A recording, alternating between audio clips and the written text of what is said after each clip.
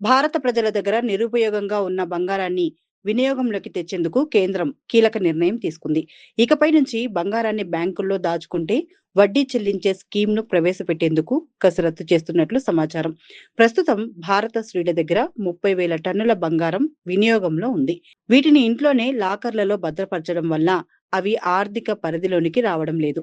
దీంతో కొత్త స్కీమ్‌ను తీసుకురావడం వల్ల బంగారాన్ని వినియోగంలోకి తెచ్చే ప్రయత్నం చేస్తోంది.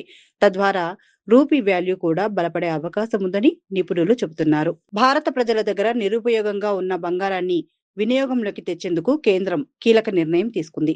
ఇకపై నుంచి బంగారాన్ని బ్యాంకుల్లో దాచుకుంటే వడ్డీ చెల్లించే స్కీమ్‌ను ప్రవేశపెట్టేందుకు కసరత్తు చేస్తున్నట్లు సమాచారం. ప్రస్తుతం భారత స్త్రీల దగ్గర 30,000 టన్నుల బంగారం వినియోగంలో ఉంది.